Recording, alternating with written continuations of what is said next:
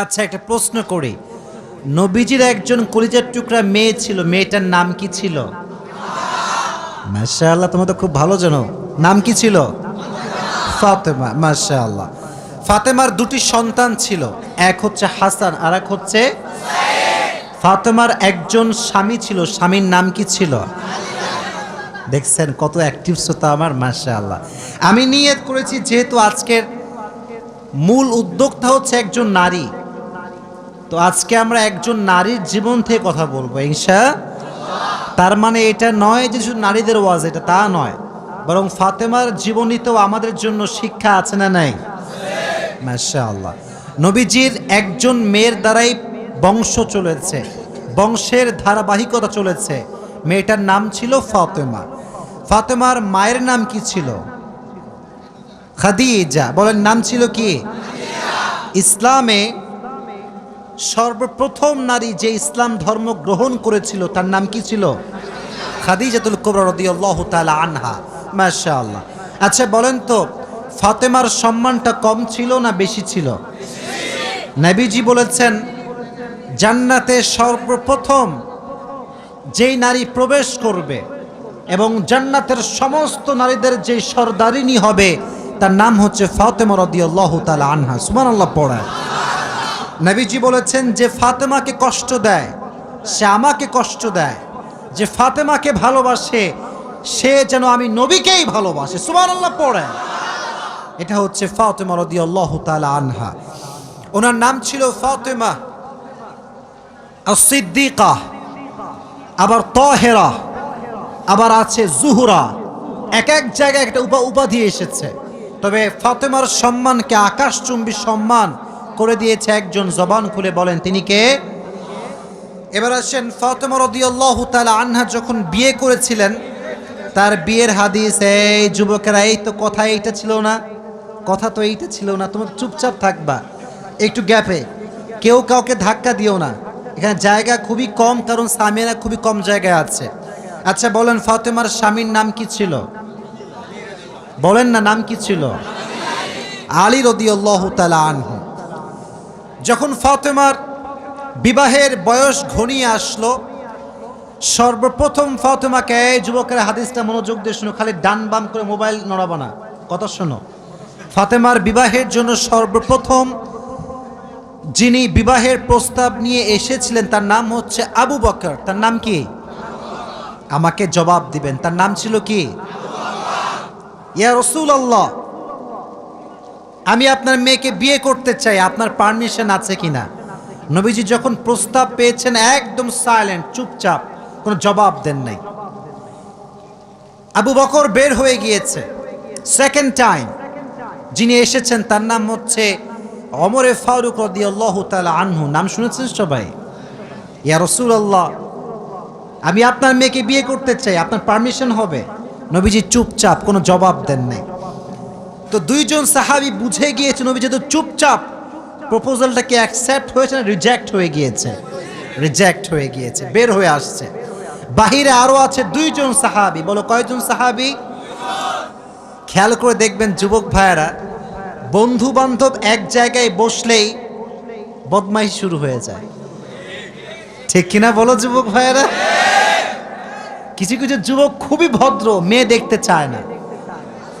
কিছু কিছু লুচ্চা বন্ধু আছে, বলে এই দেখ, ওই যে দেখ দেখ দেখ দেখ। নিজে ভালো থাকতে চাইলেও বন্ধুরা ভালো থাকতে দেয় না, ঠিক না? তো সাহাবা একরাম দুষ্টামি করতেন, বন্ধুত্বের মাঝে দুষ্টামি না হলে বন্ধুত্ব জমে না। তো ওনারা বন্ধুত্বর মাঝে দুষ্টামি করতেন, কিন্তু হারাম কোনো কথা বলতেন না, যা বলতেন সুন্নাহ অনুযায়ী বলতেন। সুবহানাল্লাহ। তো খেয়াল করেন, এদিকে আমার চোখে চোখ। তো যখন দুইজন সাহাবী রিজেক্ট হয়ে গিয়েছে বিয়ের ক্ষেত্রে, তারা বের হয়ে আসছে যে আমাদের বিয়ে হবে না, আমরা রিজেক্ট। বাহিরে আছে আরো দুইজন সাহাবী, এক হচ্ছে আব্দুর রহমান বিন আউফ, আর এক হচ্ছে আলী রাদিয়াল্লাহু তাআলা আনহু। তো আব্দুর রহমান বিন আউফ বলছে, আলী, আবু বকর রিজেক্ট হয়ে গিয়েছে, ওমর রিজেক্ট হয়ে গিয়েছে, আমার বিশ্বাস আলী যদি বিবাহের প্রস্তাব নিয়ে যায় নবী তার প্রস্তাবকে কখনো ফিরে দিতে পারবে না। সুবহানাল্লাহ পড়লেন না? এবার আলী রাদিয়াল্লাহু তাআলা আনহু বলছে, আমার কাছে টাকা নাই, পয়সা নাই, গাড়ি নাই, বাড়ি নাই। নবী তো আমার সঙ্গে তার মেয়ের বিয়ে দিবে না, কারণ আমার কাছে কোনো ঘর নাই, বাড়ি নাই। আব্দুর রহমান বিন আওফ বলছে, আগে যাও তো, এটা ট্রাই দিয়ে আসো, চান্স নিয়ে আসো, দেখো কি হয়। তো আলী রাদিয়াল্লাহু তাআলা আনহু এসেছেন। এই ছাতাওয়ালা ভাইরা, হোয়াট ইজ দিস? আওয়াজ কেন? আওয়াজ হবে না প্লিজ। তাকবীর দেন, লিল্লাহি তাকবীর। আল কোরআনের আলো।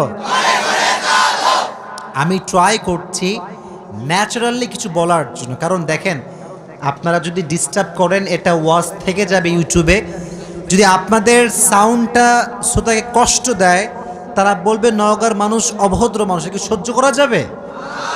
আমরা চুপচাপ থাকবো, জাস্ট আমি যখন প্রশ্ন করব তখন জবাব দিবেন, ঠিক আছে ইনশাআল্লাহ? তো আলী রাদিয়াল্লাহু তাআলা আনহু আসছে বিবাহের প্রস্তাব নিয়ে। তো জামাই হওয়ার প্রস্তাব যদি কোনো বাবার কাছে মেয়ে যায় বা ছেলেরা যায়, একটা লজ্জা ভেতরে আছে না নাই? তো আলীর ভিতরে লজ্জা কাজ করছে, আরে আমি কেমনে বলবো নবীর মেয়েকে বিয়ে করতে চাই। তো যখন আসছে লজ্জায় কাছে আসে না, একবার ডানে একবার বামে, এদিক এদিক করতেছে। তো নবীজিকে আগেই আল্লাহ তাআলা জিবরাইলের মাধ্যমে ওহী পাঠিয়েছেন, নবী হে, আজকে আপনার কাছে আলী রাদিয়াল্লাহু তাআলা আনহু জামাই হওয়ার প্রস্তাব নিয়ে আসবে। সুবহানাল্লাহ পড়ে। তো নবী বলছেন, আলী তুমি আজকে কেন এসেছো? তো আলী বলতে চায় না, বলছে নবী এমনি ঘুরতে আসছি, কোনো কাজ কাম নাই, এমনি ঘুরতেছি আর কি। তো নবী বলছে, আলী আমি কিন্তু জানি তুমি কেন এসেছো। বলছে কেন নবী আপনি বলেন। বলছে আজকে তুমি আমার জামাই হওয়ার প্রস্তাব নিয়ে এসেছো। সুবহানাল্লাহ।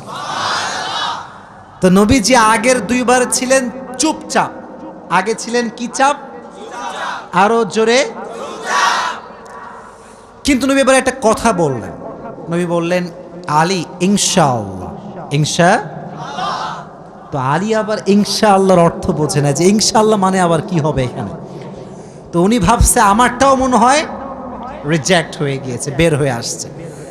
তা আব্দুর রহমান বিন আওফ দূরে দূরে আছে, হ্যাঁ আমি তো পরামর্শ দিয়ে পাঠাইছিলাম, রিজেক্ট যদি হয়ে যায় কপালে দুঃখ আছে না নাই? তো বলছে, আলী কি হয়েছে তোমার, বিয়ে কি হবে না কি হবে না? তো আলী বলছে, আমিও রিজেক্ট খাইছি, আমার বিয়ে হবে না। তো বলছে নবী কি বলেছে আগে তাই বলো। বলছে নবী বলেছে ইনশাআল্লাহ।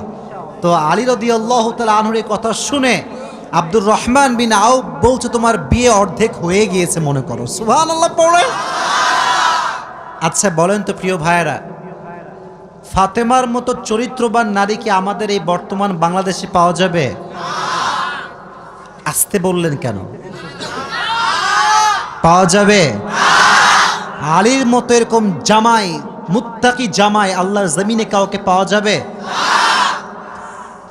আজকালকার তো বোরকা পড়লেও বিশ্বাস করা বড় দায় হয়ে যায়। আপনি দেখবেন আজকাল যারা টিকটক করে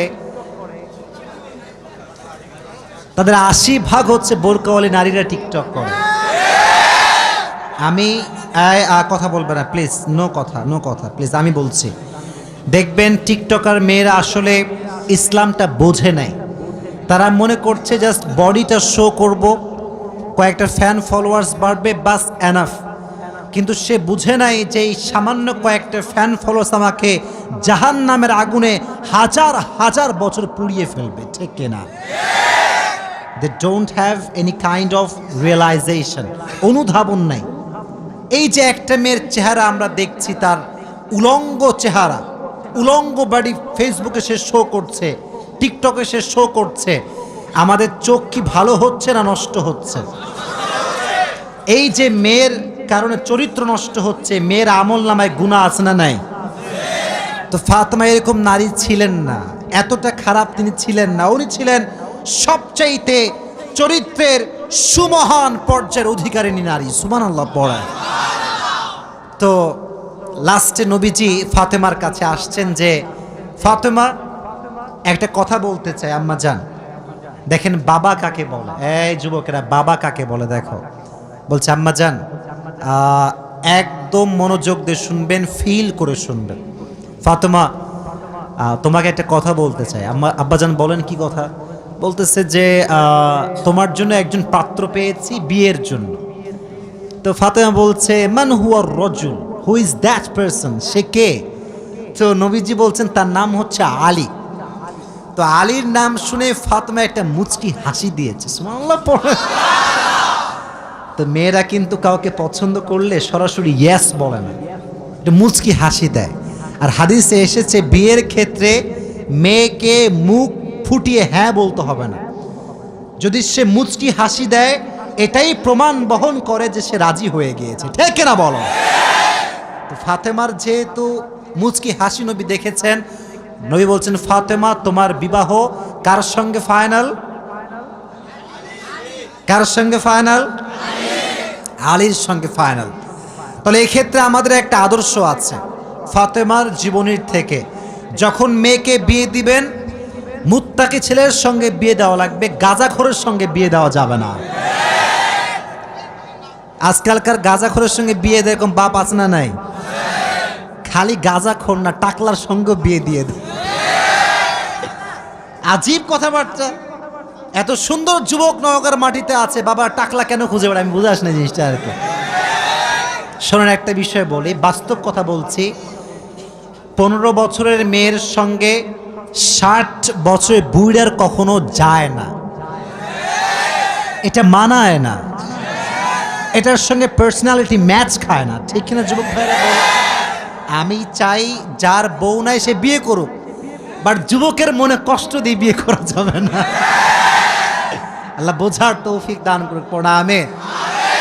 তো যেটা বলছিলাম, বিয়ের ক্ষেত্রে মেয়ের পারমিশন নেওয়ার দরকারটা যুবক ভাইরা আছে না নাই?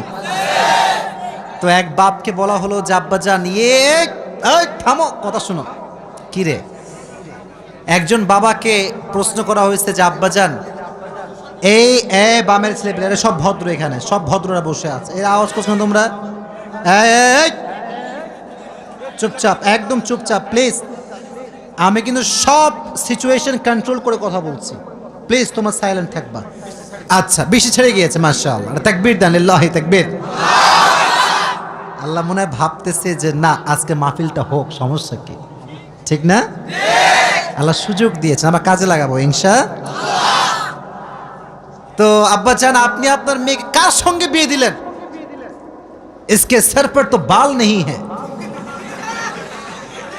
तो বলছে যে বাবা बाल नहीं है तो क्या हुआ, माल तो है ना। আজকালকার আব্বাজানরা অনেক সময় টাকাকে বেশি গুরুত্ব দেয়, তাকওয়াকে গুরুত্ব দিতে চায় না, এরকম বাবা আছে না নাই?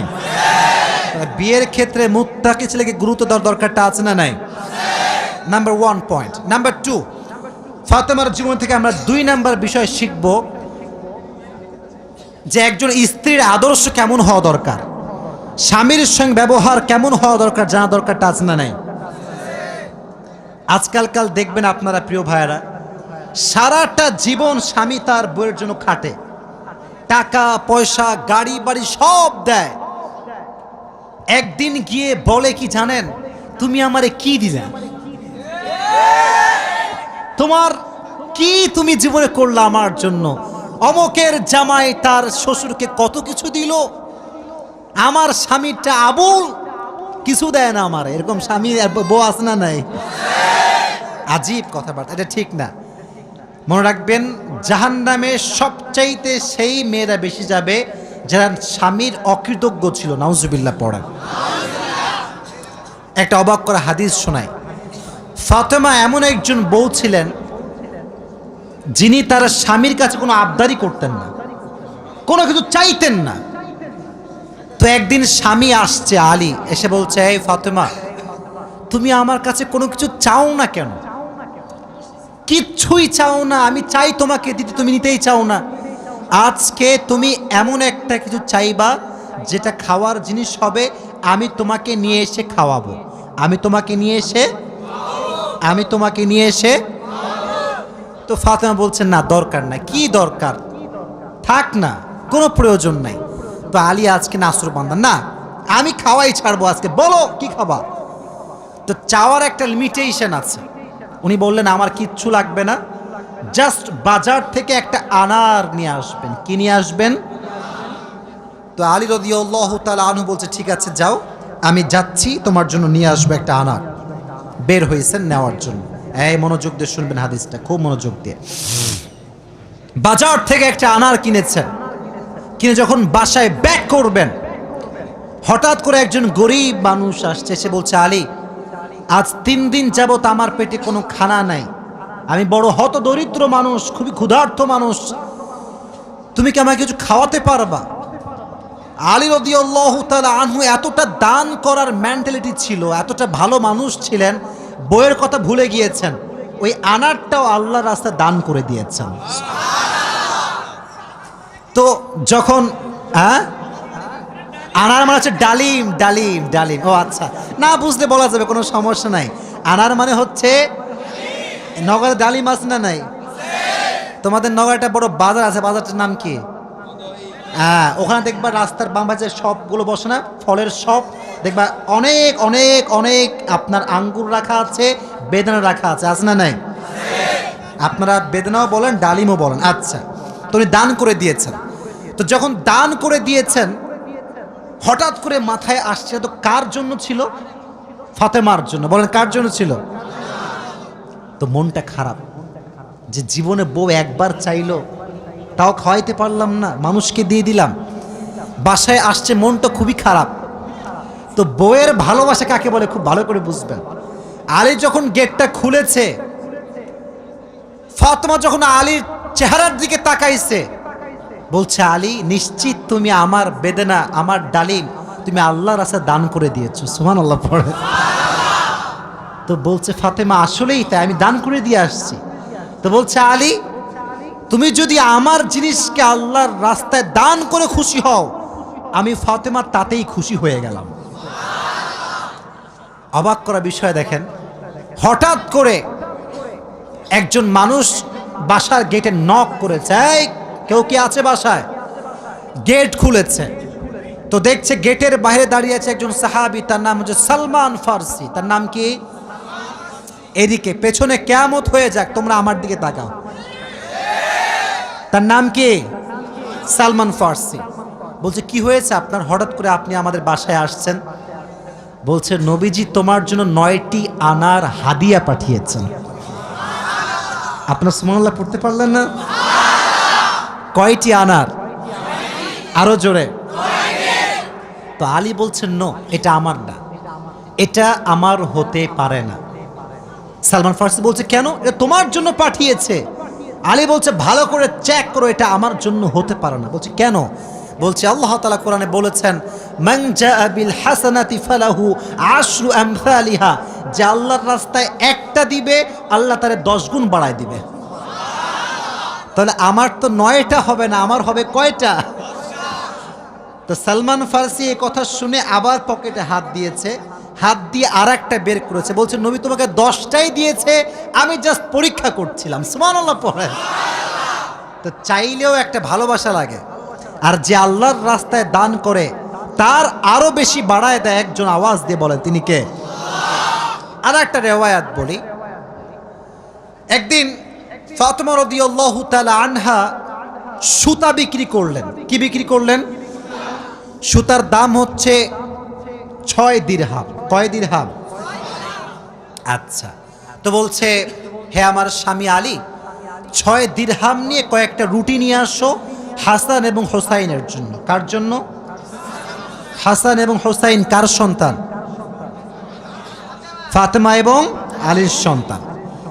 তো অবাক করে একটা রেওয়ায়াত, আমি জাস্ট গতকালকে এটা পড়লাম, এটা আমি আগে জানতাম না। তো বের হয়েছে বাসার থেকে রুটি কিনবার জন্য। কি কিনবার জন্য? রুটি কিনে ফেলেছে। Just he was coming back to home, বাসায় আসছিলেন, হঠাৎ করেই গরিব আসছে, অসহায় মানুষ। আলী, কিচ্ছু নাই পেটে খাওয়ার মতো, তুমি কিছু দিতে পারবা? আলীর মনোমাইন্ড এতটা বড় ছিল, যা কিনতে গিয়েছিল ফ্যামিলির জন্য, ওইটাও আল্লাহ রাস্তায় দান করে দিয়েছে। জোরে সোরে পড়ুন সুবহানাল্লাহ। সন্তানের জন্য খাবার আপনি কিনেছেন, কিন্তু দান করে দিয়েছেন, কিন্তু ভেতরে একটা কষ্ট আছে না নাই? দেখো, এই যুবকেরা, প্লিজ প্লিজ লাফালাফি করো না, এদিকে আমার দিকে একদম স্থির হয়ে থাকো। চুপচাপ স্থির থাকো, কারণ নওগাঁর মানুষ তো এরা অভদ্র ঘরের সন্তান, এরা সব ভদ্র ঘরের সন্তান, ঠিক না? চুপচাপ থাকেন। তো যখন ফিরে আসবেন, হঠাৎ করে একজন লোক আসছে, এসে বলছে, আলী তুমি কি উটটা কিনবা? উট? বলেন কি? তো আলী বলছে, না ভাই টাকা পয়সা নাই, কেনার সম্ভব না। তো বলছে, তোমাকে আমি এইটা এখন দিচ্ছি, তোমার যখন বিক্রি করার সুযোগ হবে তখন বিক্রি করবা, তোমার লাভ তুমি রাখবা আর আমারটা আমাকে দিলেই হবে। তো আলী বলছে, ঠিক আছে দাও। জাস্ট উটটা নিয়েছে, উট নিয়ে বাসায় ব্যাক করবে, আবার আরেকজন আসছে, বলছে ভাই এর দাম কত নেবেন বলেন। বলছে ভাই আপনি দাম বলেন। যে উটের দাম হোক 200 দিরহাম, ওই লোক আগেই বলছে আমি এটাকে তোমার কাছ থেকে 300 দিরহাম দিয়ে ক্রয় করে নিব। নিয়ে নিয়েছে উট। তাহলে আগে ছিল মাত্র কয় দিরহাম, এখন তিনি কয় দিরহামের মালিক হয়ে গেলেন? সুবহানাল্লাহ পড়তে পারলেন না? এখন এই যে 300 দিরহামের মালিক যাকে দিবে, লভ্যাংশ খুঁজে পায় না, কই গেল লোকটা? লোক আর খুঁজে পায় না, না পেয়ে বাসায় আসছে। যখন গেট খুলেছে, গেট খুলেই দেখছে নবীজি তার বাসার ভেতরে বসে আছে। বলছে আলী আজকের ঘটনা তুমি বলবা নাকি আমি বলবো? বলছে নবী আপনিই বলেন। বলছে তোমার কাছে সর্বপ্রথম যিনি উট বিক্রি করেছিলেন তিনি আর কেউ নন, তিনি হচ্ছেন জিবরাইল। আর যিনি ক্রয় করেছেন 300 দিরহাম দিয়ে, সে কোনো মানুষ নয়, তিনি হচ্ছেন ইসরাফিল। কেন নবী এটা কেন আমার সঙ্গে হলো? বল তুমি যে নিজে না খেয়ে মানুষকে খাওয়াইছো, এটা আল্লাহর কাছে বড্ড ভালো লেগেছে। তো আল্লাহ তোমার এত বেশি বাড়ায় দিয়েছে যে তুমি কল্পনাই করতে পারো না। সুবহানাল্লাহ পড়েন। তাহলে প্রিয় ভাইয়েরা, আল্লাহর রাস্তায় দান করার জন্য আলী এবং ফাতেমার থেকে শিক্ষা নেওয়ার দরকারটা আছে না নাই? যতটুকু পারি নিজেও খাবো, মানুষকেও দিব। নিজে খাবো, মানুষকে দিব না, এটা স্বার্থপর ছাড়া কিচ্ছু হতে পারে না। আমরা স্বার্থপর হব না, ভালোবেসে যাব। আল্লাহ ভালোবাসার মন আমাদের দান করুক, পড়না আমিন। আর একটা হাদিস, আচ্ছা বলেন তো পরিবারের, আচ্ছা এখানে সব যুবক আমার মনে হয় আমরা মধ্যবিত্ত পরিবারের সন্তান, ঠিক আছে না প্রিয় ভাইয়েরা? শোনেন একটা কথা বলি, অনেক সময় অনেক যুবকের মন খারাপ হয় যে হুজুর শখের একটা R15 নাই, শখের একটা আইফোন নাই, ঠিক আছে না প্রিয় ভাইয়েরা? শখের একটা গাড়ি নাই, শখের একটা বাড়ি নাই। অনেকের এটা কষ্ট থাকে, না বললে হবে না, এটা মানুষ হিসেবে কষ্ট লাগে, ঠিক আছে, কিন্তু মাথায় রাখবা, এদিকে হাদিস বলছি, গরিবরা, মধ্যবিত্তরা বড়লোকের চাইতে 500 বছর আগেই জান্নাতে প্রবেশ করবে। এবার খুশি না বেজার? এবার হাদিস শোনা। হঠাৎ করে একদিন আলী এবং ফাতেমার ঘরে এতটা অভাব, ভাত নাই, চাল নাই, ডাল নাই, কিচ্ছু নাই, একেবারে 3 দিন যাবত না খাওয়া। কয়দিন? এটাই কম মনে হচ্ছে আপনার কাছে? কম না বেশি? আপনি বিশ্বাস করেন আজকালকার যুবকরা বডি বিল্ডিং করে, ইভেন তার 6 প্যাক বডি আছে, কিন্তু রোজা রাখতে চায় না। এই এলাকায় মনে হয় নাই?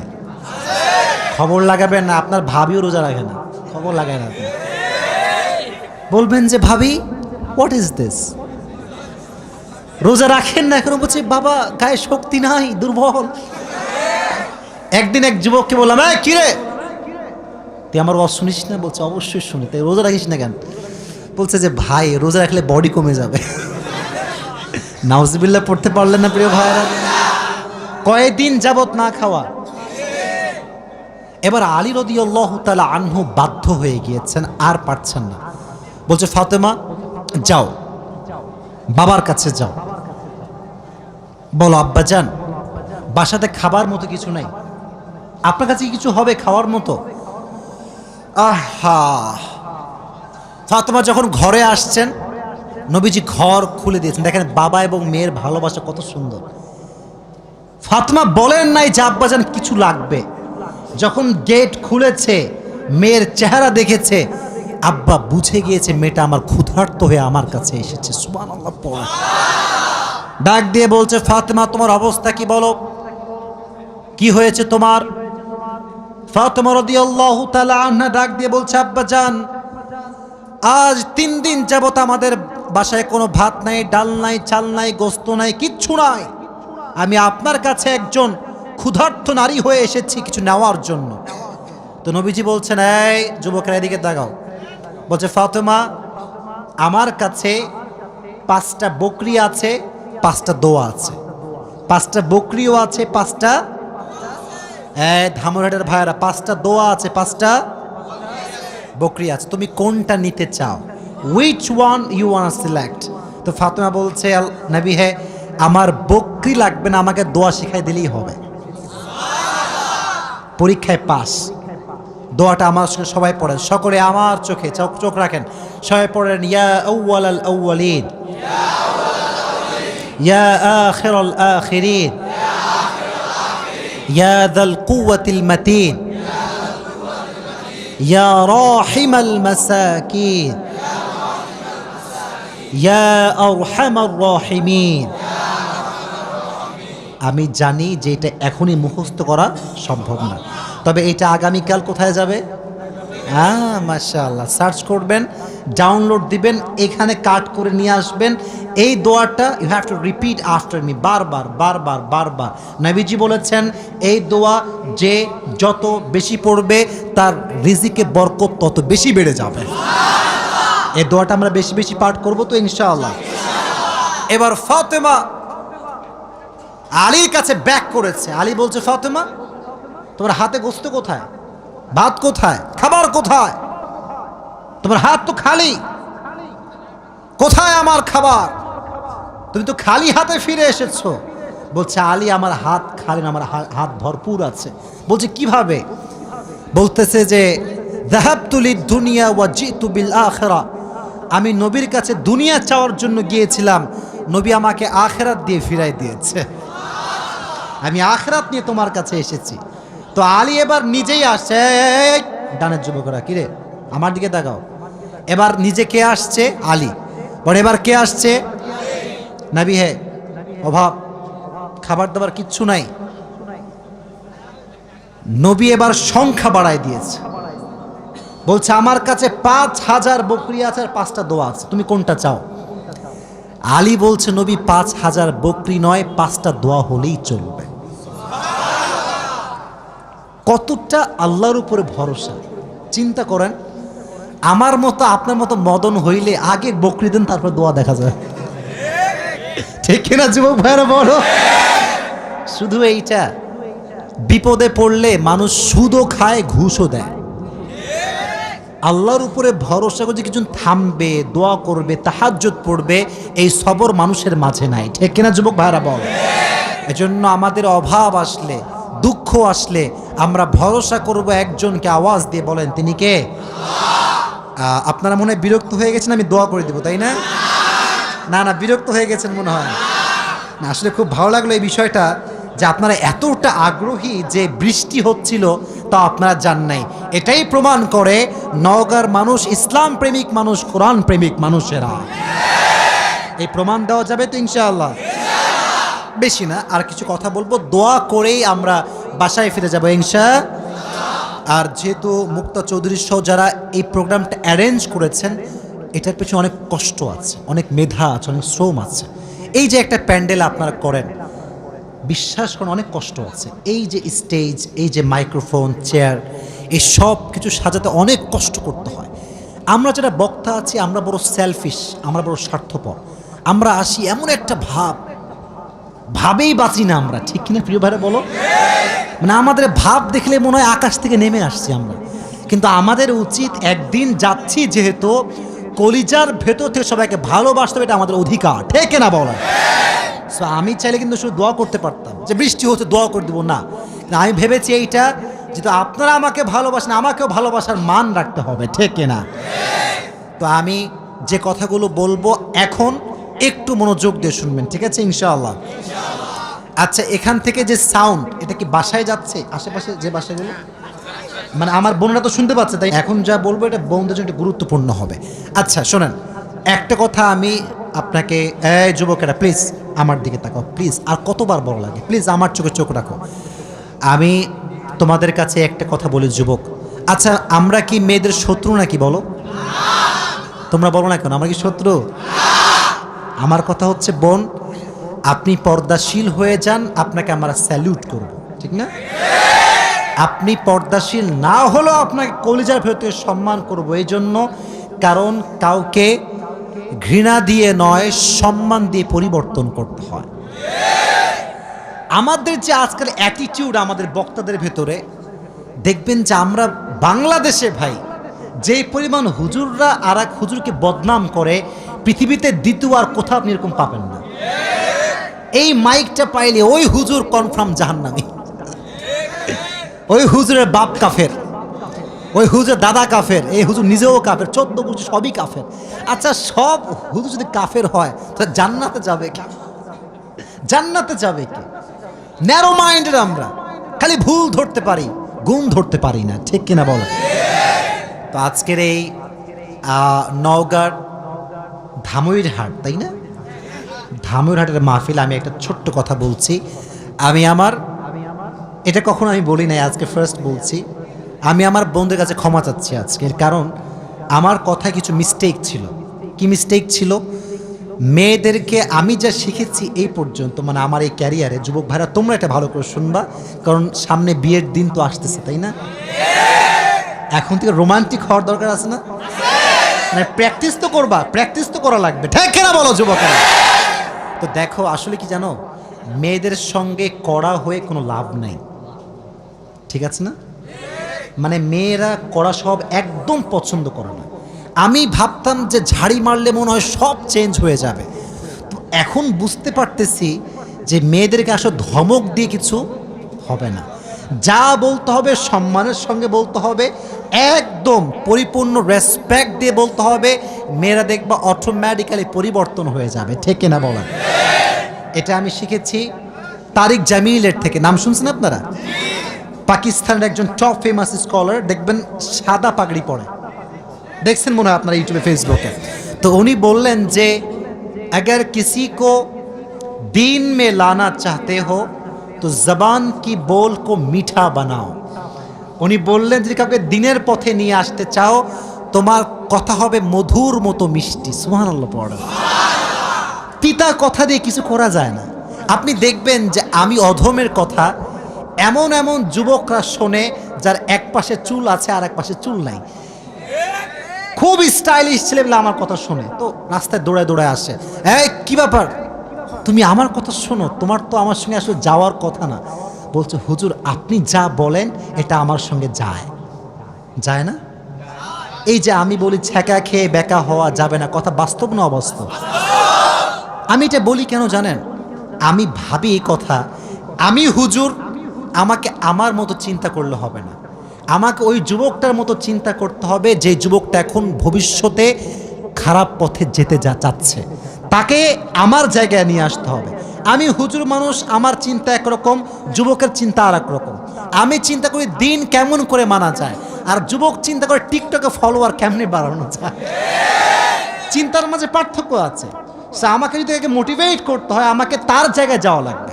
আচ্ছা একটা এক্সাম্পল দিই, দেখবা অভিনয় যারা করে, মানে রাগটা করছেন নাকি আপনারা? কথা কি আমি অবাস্তব বলছি না বাস্তব বলছি? হারাম তো হারাম, এখানে কোনো আপোষ নাই, কিন্তু অভিনয়ের ক্ষেত্রে একটা বিষয় খেয়াল করবেন, যারা যে অভিনয় করে ওই ক্যারেক্টারে চলে যায়। ওই ক্যারেক্টার মানে সে একজন প্রতিবন্ধী, তার ক্যারেক্টার এইটা, আমাকে প্রতিবন্ধীর মতোই বিহেভ করতে হবে। তো আমি যখন হুজুর এখানে বসে আছি, আমাকে বুঝতে হবে আমার সামনে সব শ্রোতা হুজুর নয়, এক একজন এক এক জায়গায় পড়াশোনা করেছে, কেউ স্কুলে, কেউ কলেজে, কেউ ভার্সিটিতে, তাই না? তো চিন্তাধারা পরিবর্তন হবে।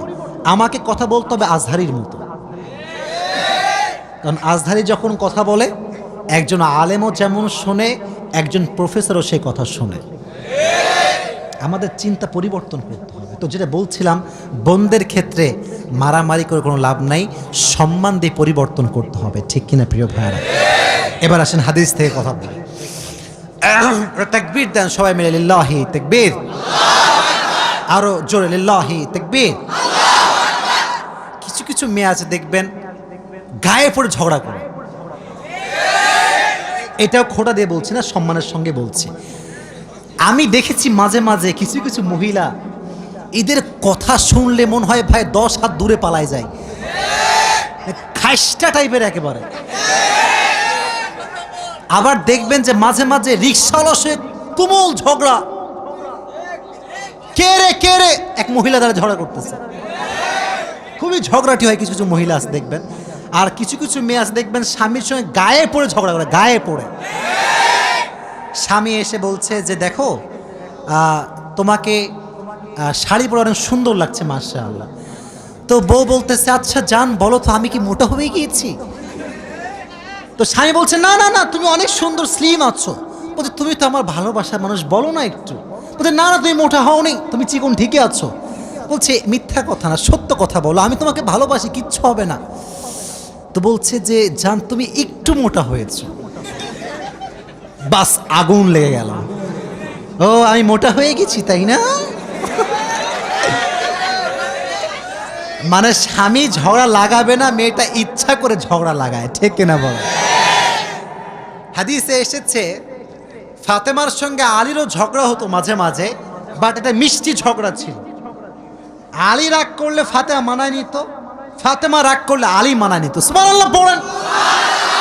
কিন্তু একদিন ঝগড়াটা একটু বেশি হয়ে গিয়েছে, আলী এত রাগ বাড়িতে থাকবো না, যা, বাড়ি থেকে বের হয়ে গিয়েছে। তো এখন এইদিকে কই কথা বলবেন, ফাতেমার ঘরে নবীজি আসছেন বেড়াবার জন্য যে আমার মেয়ের কি অবস্থা। গেট খুলেছে, দেখছে মেয়ে আছে, জামাই নাই। ফাতেমা এই না আলী, আলী কোথায়? ফাতেমা কথা কয় না, ভয়, যদি বলি ঝগড়া আছে অবস্থা খারাপ হয়ে যাবে। তো ভাবতেছে মিথ্যা কথা বলা যাবে না, বলছে আব্বাজান আলীর সঙ্গে একটু ঝগড়া লাগছে, আলী রাগ করে চলে গিয়েছে। অন্য শ্বশুরে কি বলতে, হ্যাঁ এত বড় সাহস আমার মেয়ের সঙ্গে ঝগড়া, ও ঠ্যাং আজকে ভেঙে দিব। নবীজি এই কথা বলেন নাই, নবীজি নিজে লাঠিতে ভর করে জামাইকে খুঁজতে বের হয়ে গিয়েছে। সুবহানাল্লাহ। আলী কোথায় খুঁজে পায় না, খুঁজে পায় না। হঠাৎ করে দেখছে আলী মসজিদে নববীর পাশে শুয়ে আছে মাটির উপরে। কিসের উপরে? আর নিচে একটা চাদর আছে। তো যেহেতু মাটি লেগে গিয়েছে, নবী ডাক দিয়ে বলছে ইয়া আবা তুরাব, হে মাটির বাবা।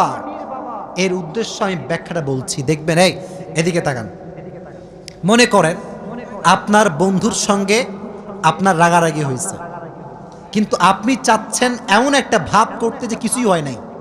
মনে করেন আপনার ফ্রেন্ড আপনার একটা স্যাড পোস্টে হাহা রিয়েক্ট মারছে, তো রাগ লাগে না মাঝে মাঝে, শালা আমি মরি কষ্টে তুই শালা হাহা মারিস?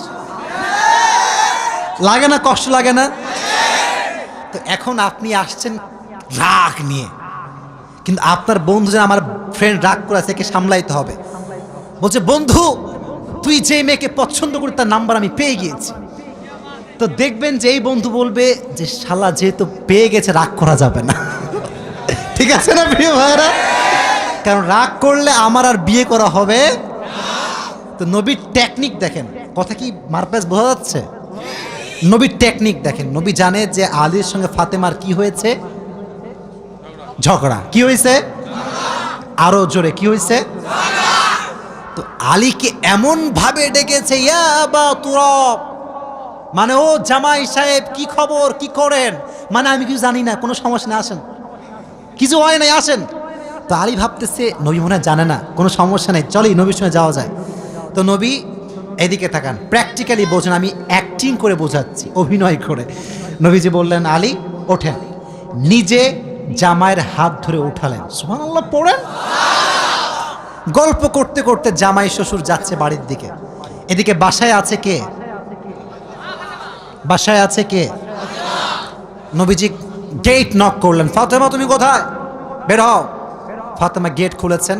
ফাতেমা একটু হোপ মেরে আছে, মানে রাগ, স্বামীর উপর একটা মিষ্টি রাগ। নবীজি বুঝে গেছেন যে ফাতেমা রেগে আছে। আলীও তাকাচ্ছে না।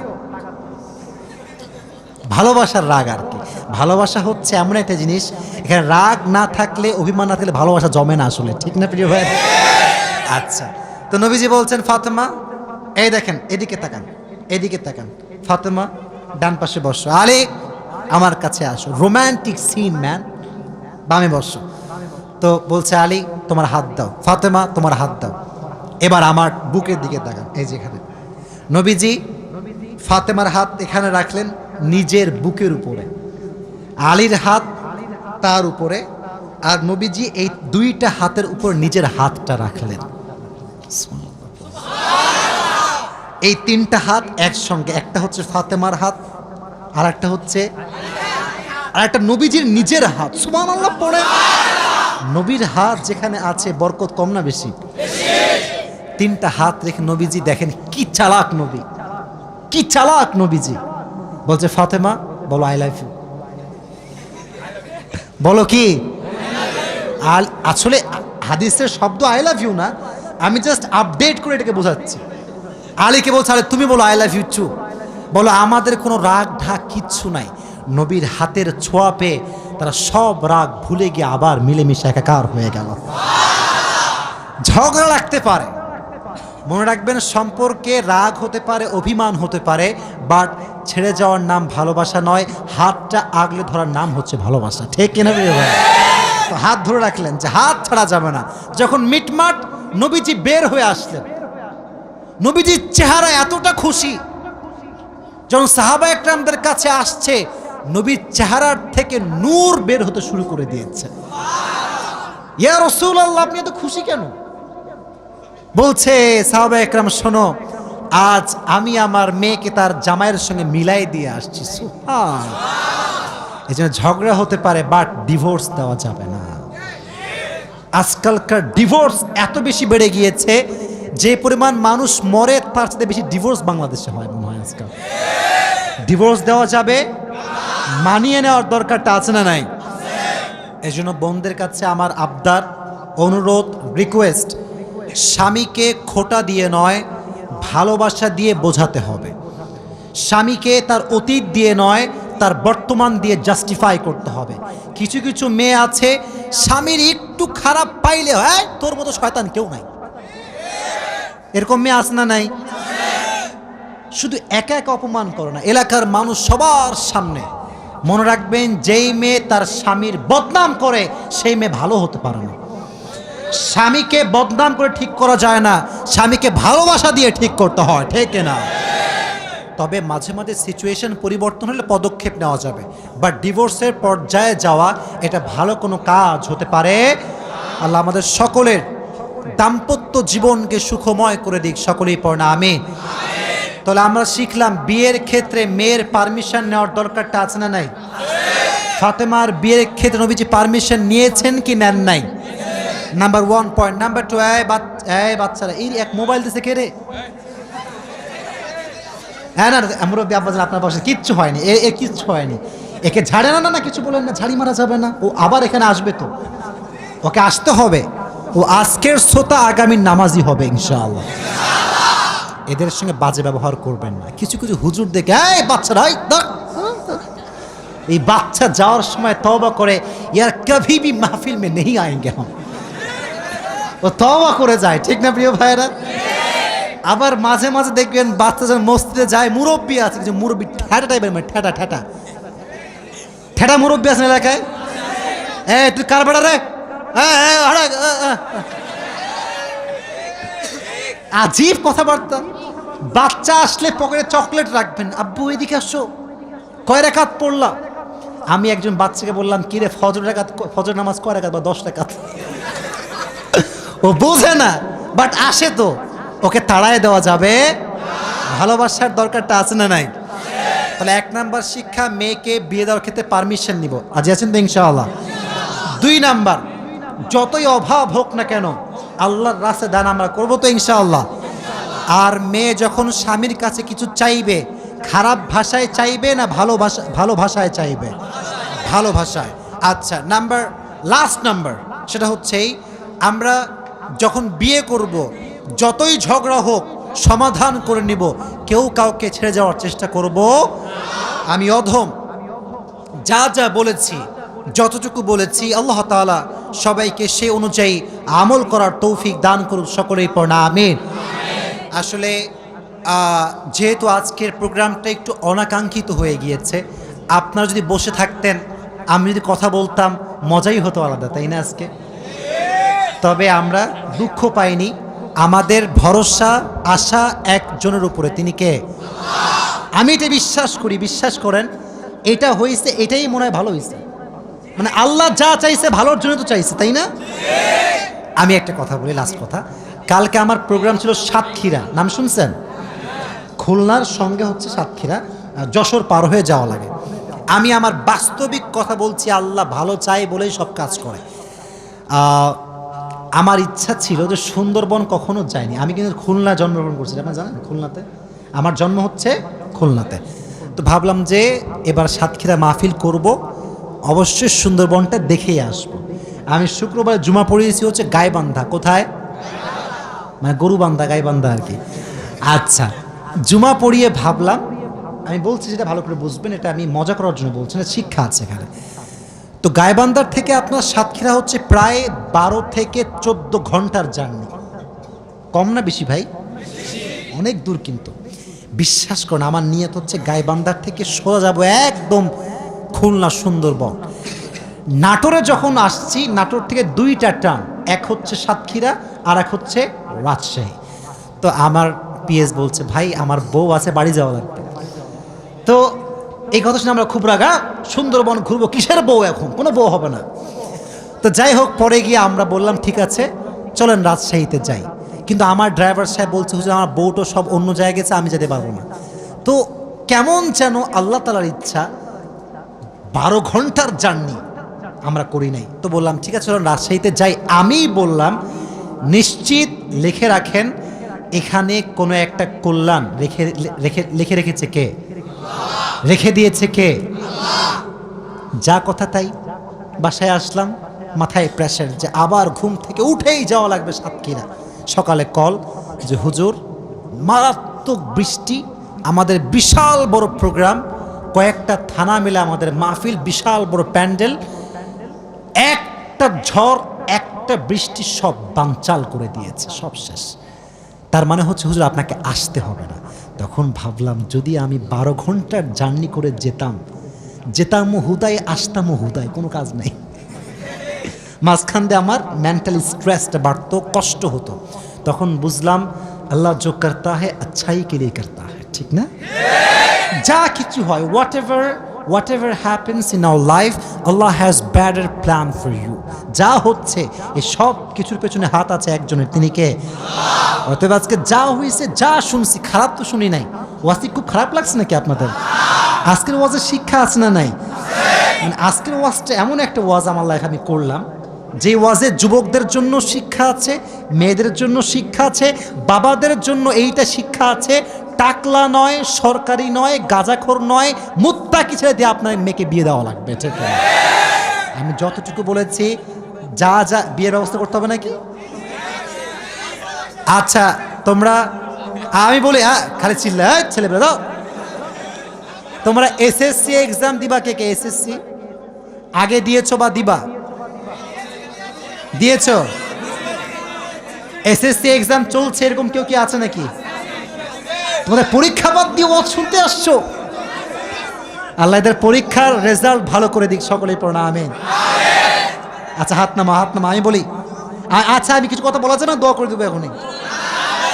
আচ্ছা তোমাদের একটা কথা বলে শোনো, পরীক্ষা নিয়ে কখনো প্যারা নেওয়া যাবে না ভাই। একটা কথা বলি শোনো, পরীক্ষায় ফার্স্ট হওয়া যদি সব কিছু হতো, তাহলে ইলন মাস্ককে কেউ সম্মান করতো না, বিল গেটসকে কেউ সম্মান করতো না। মাথায় রাখবা, পরীক্ষায় ফার্স্ট হওয়া যেমন জরুরি, টাকা পয়সা তার সাথে বেশি জরুরি। এটা আমি আসিফ বলছি, কে কি বলবে এটা আমি জানি না। আমি আমার বাস্তবিক অভিজ্ঞতা বলছি। পরীক্ষার ফার্স্ট বেঞ্চার যে ছিল, সে এমন এক অফিসের দারোয়ান হয়েছে যে অফিসের বস হচ্ছে ব্যাক বেঞ্চার। কথা বোঝো না তোমরা আমার? তার মানে যে পড়ালেখা সাইডা দিবা সব, বা তা না। পড়ালেখাও করবা, রেজাল্টও ভালো করবা, মাঝখান দিয়ে চরিত্র ঠিক রাখবা, টাকা পয়সাও তোমাকে কামাতে হবে।